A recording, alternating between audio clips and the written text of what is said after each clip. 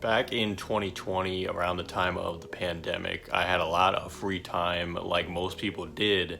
So, one thing that I was doing a lot of was listening to different podcasts. One of my favorite shows is called It's the Real, and it's hosted by Eric and Jeff Rosenthal. They actually had a special series going on during the pandemic that they would interview three different artists every single day, but they would do it remotely. They're used to doing in-person interviews, but during that time, they were on complete lockdown in New York City, couldn't leave their apartment. So the way they found to continue their show was to just do FaceTime or just normal phone call interviews, and I thought it was very fascinating that they were doing that. This made me think of what a cool idea this would be to put it into practice for myself, and I had a podcast going at that time with my friend. It was just lacking consistency and it was lacking a real clear direction. So I thought to myself, what if I kind of rebranded and shifted it in a way where it was like that, and I would just interview different artists and producers and people that I'm just a fan of or my peers every single week. So what I did was I reached out to my fellow collaborators at the time, which wasn't a huge list of people, but I just started small and just started asking around. And it took only about a week and a half. I had about 10 guests, ready to go, and I just began running a guest list to interview these artists.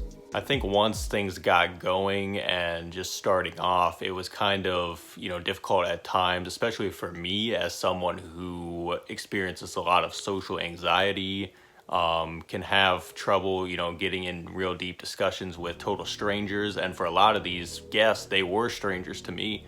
I was only talking with them through messages. We had never had a real face-to-face interaction or even through the phone.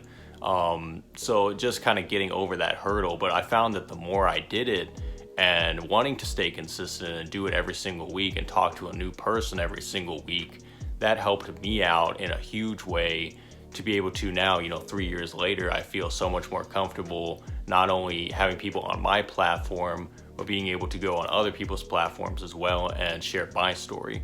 And now to look at the Proven Knowledge podcast, seeing that we're 3.5 years in, we've had over 150 guests, and I've kept it consistent, like I said, every single week. I only take that 1 week off at the end of the year for the holidays, but every other week I've managed to be able to talk with a lot of cool people, and I'm just super grateful that people have even given me this great response and this opportunity to let me, share their stories on a great platform. So, I'm super happy that, I did it, and looking back on that time of just, it was kind of, a random act just to decide hey, I kind of want to do this, start this podcast, see where it goes.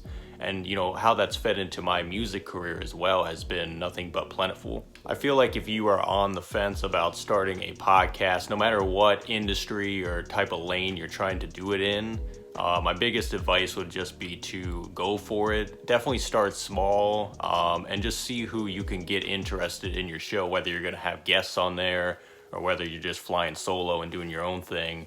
I think it doesn't hurt to try it and just see where it goes, because I'm a walking example of, just seeing all the different opportunities that can come from just a very simple idea and putting it into practice.